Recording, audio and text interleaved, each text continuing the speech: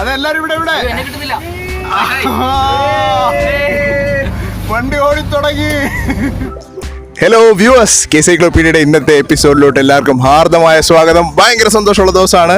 സൈക്കിളും എടുത്ത് രാവിലെ ഞങ്ങളെന്ന് പറയുമ്പോൾ ഞങ്ങൾ കുറച്ചല്ല, കുറച്ചേറെ പേർ പുതിയ ആൾക്കാർ. ഇങ്ങോട്ട് നോക്കൂ, ഇതിൽ 2 പുതിയ റൈഡേഴ്സ്. നമ്മുടെ ബൈജു ചേട്ടോ ഒന്ന് കൈ കാണിച്ചോളൂ. പുതിയ ആളാണ്, 2 സൈക്കിളിന്റെ ഉടമയാണ്.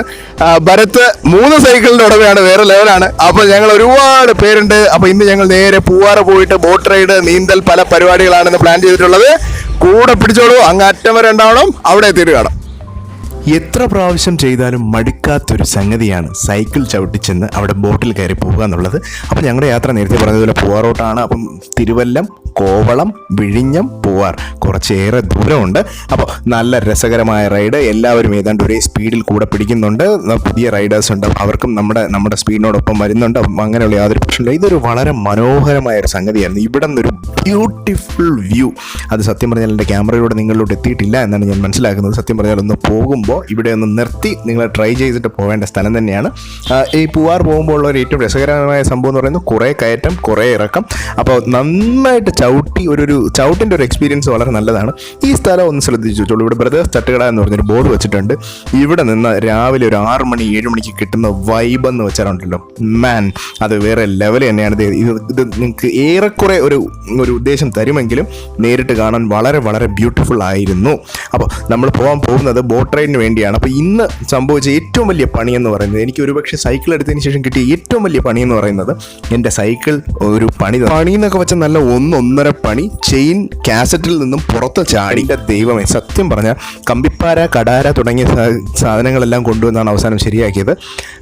ഇത്രയും വർഷമായിട്ടും ഇങ്ങനെ ഒരു പണി എനിക്ക് കിട്ടിയിട്ടില്ല. അതുമാതിരി പണിയാണ്.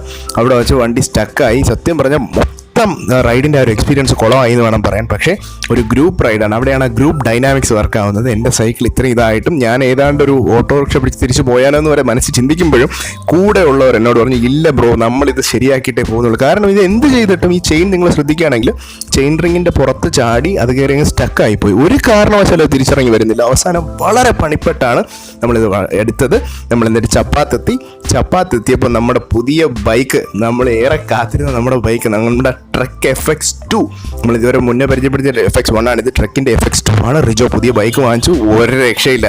റിജോ വാങ്ങിച്ചതിന് ശേഷം സൈക്കിളിൽ നിന്ന് താഴെ ഇറങ്ങിയിട്ടില്ല എന്നാണ് നമ്മൾ മനസ്സിലാക്കുന്നത്. നല്ല റൈഡ്. അവിടെ നമ്മൾ നേരെ പൂവാറെത്തി. ഈ ജംഗ്ഷൻ നിങ്ങൾക്ക് അറിയാമായിരിക്കും, ഇതാണ് പൂവാർ ജംഗ്ഷൻ. അപ്പോൾ ഏതാണ്ട് 8-8:30 മണിയായി. അപ്പോൾ നന്നായിട്ട് വിശന്ന് തുടങ്ങി. കാരണം നല്ല കയറ്റമൊക്കെ ഉണ്ടായിരുന്നു. പിന്നെ ഒന്നും നോക്കാനില്ലല്ലോ. അവിടെ കണ്ട റിഫാസ് എന്ന് പറഞ്ഞ റെസ്റ്റോറൻറ്റിൽ നമ്മൾ കയറി. അപ്പോൾ ഈ റെസ്റ്റോറൻറ്റ് നമ്മൾ ആദ്യം വേറൊരിടത്ത് കയറുമ്പോൾ അവിടെ ഇപ്പോൾ ലോക്കലിൽ നിന്ന ചേട്ടന്മാരാണ് സജസ്റ്റ് ചെയ്ത് നമ്മൾ ഇവിടെ നിന്ന് കഴിക്കുന്നതാണ്, നല്ല ഫുഡാണ് എന്ന് പറഞ്ഞു. സത്യം പറഞ്ഞാൽ നല്ല ഫുഡായിരുന്നു. അപ്പോൾ ഇവിടെ നോക്കുകയാണെങ്കിൽ എല്ലാവരും ഫുഡ് കഴിക്കുന്നു. നമ്മുടെ ചേട്ടൻ, അതായത് നമ്മുടെ ജയ് മാത്രമാണ് ഫുഡ് കഴിക്കാത്തത്. അപ്പോൾ ഇൻഡിവിജ്വൽ പ്രിഫറൻസ് ആണ്, ഫുഡ് കഴിക്കണോ വേണ്ടയോ എന്നുള്ളത്. പക്ഷേ ഇന്ന് ആത്മാർത്ഥമായിട്ട് പറയാം, ഞങ്ങളൊക്കെ അത് വളരെ നന്നായിട്ട് തന്നെ ഫുഡ് കഴിച്ചിട്ടുണ്ടായിരുന്നു. ചിലർക്ക് ഫുഡ് കഴിച്ച് ചവിട്ടുന്നതാണ് സൗകര്യം, ചിലർക്ക് അത് കഴിക്കാതെയാണ്. അത് we leave it to them. അപ്പോൾ ഞങ്ങൾ കുറച്ചുകൂടെ മുന്നോട്ട് പോയപ്പോൾ ഭാഗ്യം എന്ന് പറയട്ടെ, ഭാഗ്യദേവത നമ്മുടെ മുന്നിൽ കൊണ്ടുവച്ചതുപോലെ എൻ്റെ ഒരു സുഹൃത്തിനെ അവിടെ വെച്ച് പരിചയപ്പെടുകയുണ്ടായി. അത് കാരണം വളരെ റെഡ്യൂസ്ഡ് റേറ്റിൽ നമുക്ക് ബോട്ട് കിട്ടി. ഇതുവരെ സത്യം പറഞ്ഞാൽ ഞങ്ങൾ 6-7 പേരുണ്ടായിരുന്നു. കൃത്യം പറഞ്ഞാൽ 8 പേരുണ്ടായിരുന്നു. ഞങ്ങൾക്ക് 8 പേർക്കും കൂടെ ചേർന്ന് 600 രൂപയ്ക്ക് 1 മണിക്കൂർ ബോട്ടിൽ കറങ്ങാൻ പറ്റി. ഒരുപാട് പ്രതിസന്ധികൾ മറികടന്ന് ആഹാരമൊക്കെ കഴിച്ച് ഞങ്ങൾ എത്തിയിട്ടുണ്ട് പൂവാറ്. ഈ കാണുന്നതാണ് ഞങ്ങൾ പോകാൻ പോകുന്ന ബോട്ടുകളാണെന്ന് വിശ്വസിക്കുന്നു. നമ്മുടെ ഒരു സുഹൃത്തിൻ്റെ സഹായത്തോടു കൂടി വളരെ ഡിസ്കൗണ്ടഡ് റേറ്റിൽ ബോട്ടും കിട്ടിയിട്ടുണ്ട്. ഇനിയൊന്നും നോക്കാനില്ല, ദേ അങ്ങോട്ട് പോവല്ലേ. ഓക്കെ. പൂവാറ് കാണാനായി ബോട്ട് റൈഡ് ചെയ്യാനായി വരുന്നവരോട് ഒരു 2 വാക്ക്, ഒരു നല്ല ഉപദേശം തന്നേക്കാം. കാരണം നിങ്ങൾ പൂവാർ ജംഗ്ഷനിൽ എത്തുമ്പോൾ തന്നെ അവർ ഏജൻറ്റ്സ് വന്ന് നിങ്ങളെ സമീപിച്ച് തുടങ്ങും. അപ്പോൾ ആദ്യമേ കാണുന്ന ഏജൻറ്റിൻ്റെ പറയുന്നത് കേട്ട് നിങ്ങൾ ദയവ് ചെയ്ത് ബോട്ട് എടുക്കാതിരിക്കുക. അവരോട് പറയില്ല ഞങ്ങൾക്ക് വേറെ ആളുണ്ട്, ഞങ്ങൾക്ക് അവർ റെഡ്യൂസ് റേറ്റിൽ തരാമെന്ന് പറഞ്ഞിട്ടുണ്ട്. അവർ എത്ര പറയുന്നോ അതിൻ്റെ പകുതി റേറ്റ്, അല്ലെങ്കിൽ ഒരു 75% മുതൽ നിങ്ങൾ ബാർഗെയിൻ ചെയ്ത് തുടങ്ങിയാൽ നിങ്ങൾക്ക് അവസാനം നല്ല റേറ്റ് കിട്ടും. സേഫ്റ്റി ജാക്കറ്റ്സ്, നമ്മൾ സൈക്കിളിൽ ഹെൽമെറ്റ് ധരിക്കുന്നത് പോലെ തന്നെ ഈക്വലി ഇമ്പോർട്ടൻ്റ് ആണ്. നമ്മൾ ബോട്ടിൽ കയറുമ്പോൾ സേഫ്റ്റി ജാക്കറ്റ് ധരിക്കുക എന്നുള്ളത്. നിങ്ങൾ നല്ല നീന്തൽ അറിയാവുന്ന ആളാണെങ്കിൽ പോലും ഒരു സേഫ്റ്റി ജാക്കറ്റ് ഉണ്ട് എങ്കിൽ അത് വളരെ ഉപകാരപ്രദമായിരിക്കും. അപ്പോൾ നമ്മുടെ യാത്ര തുടങ്ങിക്കഴിഞ്ഞു. വളരെ രസകരമായ ബോട്ട് റൈഡ്. സത്യം പറഞ്ഞാൽ ഇത്രയും അടുത്ത് നമ്മുടെ സിറ്റിയിൽ നിന്നും വെറും 40 കിലോമീറ്റർ മാറിയിട്ട് പൂവാർ ഇത്ര മനോഹരമാണ് എന്ന് ഈ റൈഡ് പോയപ്പോഴാണ് മനസ്സിലാക്കിയത്. പിന്നെ ബോട്ട് റൈഡ് ചെയ്യുന്ന ചേട്ടൻ ആള് പുലിയാണ്. ഇവിടെ ഒരു സംഗതി പുള്ളി വളച്ചെടുത്ത രീതി കണ്ട് ഞങ്ങൾ അതിശയിച്ചു പോയി. ഞങ്ങൾ തട്ടി എന്ന് തന്നെ വിചാരിച്ചപ്പോൾ ഞങ്ങൾ പറയുകയും ചെയ്തു, ഇത് കണ്ടാൽ അപ്പം തന്നെ PWD പിടിച്ചൊരു അവാർഡ് കൊടുക്കും എന്നൊക്കെ പറഞ്ഞ് പുള്ളിയെ കളിയാക്കി. വളരെ രസകരമായി ഉള്ളൊരു യാത്ര തന്നെയായിരുന്നു. അപ്പോൾ പുള്ളിയും വളരെ നല്ല സഹകരണമായിരുന്നു. അതുകൊണ്ട് തന്നെ ഞങ്ങൾക്ക് ഭയങ്കര ഇൻട്രസ്റ്റിംഗ് എക്സ്പീരിയൻസ് ആയിരുന്നു. അപ്പോൾ പൊക്കോണ്ടിരുന്നപ്പോഴാണ് ഇവിടെ ഒതളങ്ങ എന്ന് പറയുന്ന സാധനം കണ്ടത്. അപ്പോൾ ഒതളങ്ങ പിടിക്കാനായിട്ടൊരു ശ്രമം നടത്തി നോക്കി. സത്യം പറയാൻ നടന്നിട്ടുണ്ടായിരുന്നില്ല. പിന്നെ ഒതളങ്ങ പറിക്കണമെന്നൊരു അടുത്ത ഉദ്ദേശം. പിന്നെ ഒരു ഒതളങ്ങ വിഷമാണ് എന്നൊക്കെ പറയുന്നുണ്ട്. അത് തീർച്ചയായും നിങ്ങൾ കഴിക്കുകയൊന്നും ചെയ്തേക്കരുത്. ചുമ്മാ ഒരു രസത്തിനൊന്ന് പറിച്ചു നോക്കാന്ന് പറഞ്ഞ് വളരെ കഷ്ടപ്പെട്ട് കുറച്ച് സാഹസികമായിട്ടൊക്കെ അവസാനം ഒരെണ്ണം കിട്ടി. പിന്നെ ഒതളങ്ങയും കൂടെ ഉള്ള ഒരു പൂവാർ യാത്രയായി മാറുകയായിരുന്നു. അപ്പോൾ വളരെ ഇൻട്രസ്റ്റിംഗ് ആയിരുന്നു. പിന്നെ വളരെ രസകരമായൊരു സംഭവം ഉണ്ടായെന്ന് പറയുന്നത്, ഈ വഴി പൊക്കോണ്ടിരിക്കുമ്പോൾ ഞാൻ ക്യാമറ ഉള്ളത് കൊണ്ടാണ് ഫ്രണ്ടിലിരിക്കുന്നത്. അപ്പോൾ ഇവിടെ ചേട്ടൻ പറഞ്ഞു, ചേട്ടാ കുറച്ചുകൂടെ മുന്നോട്ട് പോയി കഴിയുമ്പോഴത്തേക്ക് ക്യാമറ ഓഫ് ചെയ്യണം. പക്ഷേ എന്താ സംഭവം എന്ന് വെച്ചാൽ അത് സ്ത്രീകളുടെ കുളിക്കടവാണ്. അതുകൊണ്ട് നിങ്ങൾ ക്യാമറ ഉപയോഗിക്കുന്നവർ വളരെ കെയർഫുള്ളായി മാത്രം ഉപയോഗിക്കുക. അടി വരുന്ന വഴി അറിയില്ല.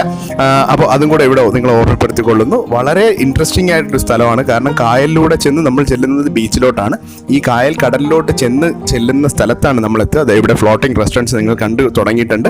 അപ്പോൾ ഇതിൻ്റെ അപ്പുറത്തെ സൈഡ് കടലാണ്. ഇവിടെ നിന്ന് റൈറ്റിലോട്ട് പോയാൽ കായൽ കടലിൽ ചേരുന്ന സ്ഥലമാണ്. ഇതാണ് എലിഫന്റ് റോക്ക്, അത് ആനപ്പാറ എന്ന് പറയുന്ന വളരെ ഇൻട്രസ്റ്റിംഗ് ആയിട്ടൊരു സ്ഥലം. നോക്കുകയാണെങ്കിൽ ഒരു ചെറിയ ആനയുടെ ലുക്ക് എവിടെയൊക്കെയോ ഉണ്ട്. പൂവാർ ഐലൻഡിൻ്റെ ഫ്ലോട്ടിംഗ് ഐലൻഡ്സ് ആണ്. വളരെ രസകരമായ സ്ഥലമാണ്. അടിപൊളി സ്ഥലം തന്നെയായിരുന്നു.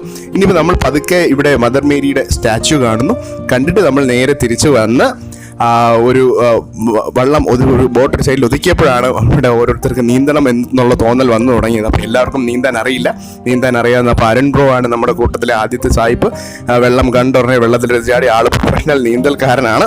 വളരെ നീന്തൽ താരമാണെന്ന് തന്നെ പറയാം. അപ്പോൾ പുള്ളി ഇങ്ങനെ നീന്തുന്നത് നമ്മൾ നോക്കിക്കൊണ്ടിരുന്നപ്പോൾ ടപ്പേ എന്നൊരു ശബ്ദം കേട്ടു.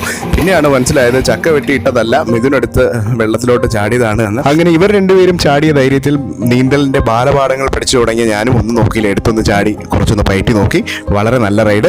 എല്ലാം കഴിഞ്ഞ് ഇൻട്രസ്റ്റിംഗ് ആയിട്ട് തോന്നി. ഇതെല്ലാം കഴിഞ്ഞ് തിരിച്ചു വന്ന ഒരു ബേക്കറിയിൽ കയറി കഴിച്ചതിന് ബില്ല് പറഞ്ഞു കൊടുക്കാൻ പോലും സാധനങ്ങളുടെ പേര് ഓർമ്മയില്ലായിരുന്നു. അതുപോലെ കഴിച്ചു.